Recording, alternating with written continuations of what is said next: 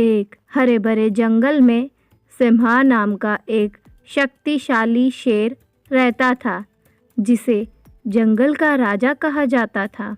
उसकी दहाड़ से सभी प्राणियों की रीढ़ कांप उठती थी और उसने ताकत और भय के साथ शासन किया।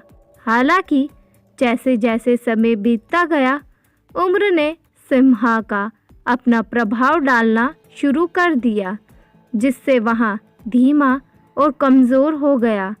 उसकी एक समय शक्तिशाली उपस्थिति अब भूख से खतरे में पड़ गई थी और उसके लिए शिकार करना कठिन होता जा रहा था। एक दिन जंगल में घूमते समय सिम्हा की मुलाकात कवि नाम के एक चतुर सिहार से हुई। कवि अपनी बुद्धि और बुद्धिमत्ता के लिए जाना जाता था।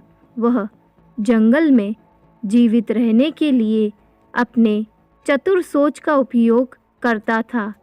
सिम्हा की दुर्दशा को महसूस करते हुए कवि ने उससे संपर्क किया। हे शक्तिशाली सिम्हा, कवि ने झुककर कहा, आप इतने परेशान क्यों रहते हैं? सिम्हा ने जोर से आह भरते हुए कहा, मेरे दोस्त कवि, मेरी ताकत कम हो रही है और मैं अब पहले की तरह शिकार नहीं कर सकता। मुझे डर है कि मैं जल्द ही भूखा मर जाऊंगा। कवि ने एक पल के लिए सोचा और कहा, मेरे पास एक विचार है महाराज। शिकार की आवश्यकता के बिना भोजन इकट्ठा करने के लिए राजा के रूप में अपनी स्थिति का उपयोग क्यों नहीं करते? कवि ने आगे कहा, आप घोषणा कर सकते हैं कि कोई भी जानवर जो स्वेच्छा से आपके लिए भोजन लाएगा, उसे आपके क्रोध से बचाया जाएगा। इस तरह आप बिना पंजा उठाए दावत इकट्ठा कर लेंगे। सिम्हा को यह योजना पसंद आई और उसने दहाड़ते हुए सभी जानवरों को इकट्ठा होने के लिए बुलाया। भयभीत लेकिन उत्सुक प्राणी उसके सामने इकट्ठे हो गए। मैं सिम्हा, जंगल का राजा, घोषणा करता हूँ कि जो भी जानवर मेरे लिए भोजन लाएगा, उसे मेरी भूख से बचाया जाएगा। भोजन मेरे पास आने दो और मैं दयालु हो जाऊंगा। जानवरों को राहत मिली, लेकिन वे भयभीत हुए। वे तुरंत उसके लिए भोजन लाने लगे, हिरण, खरगोश और यहाँ तक कि फल भी। सिम्हा ने दिल खोलकर दावत की। उसका पेट एक बार फिर भर गया। हालांकि बुद्धिमान कवि का एक छिपा हुआ इरादा था। उसने अपने लिए एक अवसर देखा। जब सिम्हा ने अपने भोजन का आनंद लिया, तो कवि ने अफवाह फैलाना शुरू कर दिया कि सिम्हा अजय है, जिससे अन्य जानवर और भी अधिक भयभीत हो गए। यदि आप सिम्हा को चुनौती देने की हिम्मत करते हैं, तो आपको एक भयानक भाग्य का सामना करना पड़ेगा।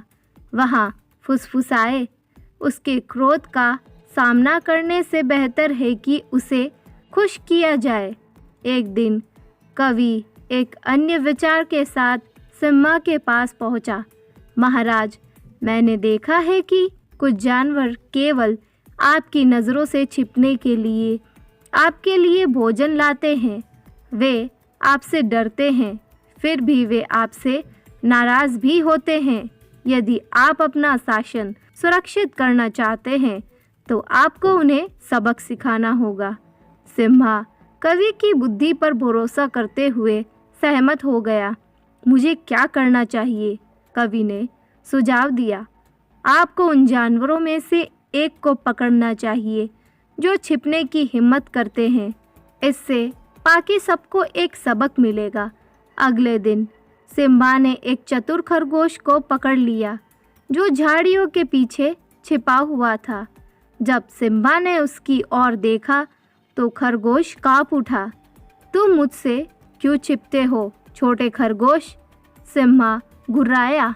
खरगोश ने तेजी से अपने पैरों पर खड़े होकर उत्तर दिया, ओह शक्तिशाली सिम्हा, मैं तुमसे छिप नहीं रहा था। मैं तो केवल अपने दोस्तों के साथ लुका छिपी का खेल खेल रहा था। मुझे जाने दो और मैं तुम्हारे लिए एक दावत लाऊंगा। सिम्बा को जिज्ञासा हुई। बहुत अच्छे, लेकिन अगर तुम असफल हो गए तो तुम्हारा भाग्य तय हो जाएगा। खरगोश तेजी से सोचते हुए भाग गया। उसने जल्द ही सभी जानवरों को इकट्ठा किया और एक योजना तैयार की। वे सिम्बा को मात देने के लिए एक साथ जाएंगे। जब खरगोश सिम्बा के पास लौटा तो उसने कहा, हे राजा, मैं तुम्हारे लिए एक शानदार दावत लाया हूँ। हालांकि यह जंगल के किनारे पर है, जहाँ आप सबसे बढ़िया भोजन पा सकते हैं। सिम्बा ने उत्सुक होकर खरगोश का पीछा किया। जानवर इकट्ठे हो गए, एक छुपी हुई जगह पर चुपचाप इंतजार कर रहे थे। जैसे ही वे आसपास आए, खरगोश सिम्बा की ओर मुड़ा और बोला, महाराज, दावत बस सामने ही है। लेकिन जैसे ही सिम्बा ने समाशोधक में प्रवेश किया, उसे एहसास हुआ कि उसे एक जाल में फंसाया गया है। जानवरों ने उसे घेर लिया था और वे एक साथ दहाड़ने लगे। हम सब तुमसे नहीं डरते सिम्बा, तुम बूढ़े और कमज़ोर हो और राजा के रूप में तुम्हारा समय समाप्त हो गया है। सिम्बा गुस्से में था, लेकिन उसे जल्द ही समझ आ गया कि अब उसका आतंक का शासन खत्म हो गया है। जानवरों की एकता और खरगोश की चतुराई देखकर वह समझ गया कि उसने अपनी शक्ति खो दी है। कवि, जो दूर से देख रहा था, जानबूझकर मुस्कुराया। उसने सिम्बा से संपर्क किया और कहा, कभी कभी पाशविक ताकत की बुद्धि और ज्ञान से कोई मुकाबला नहीं होता है।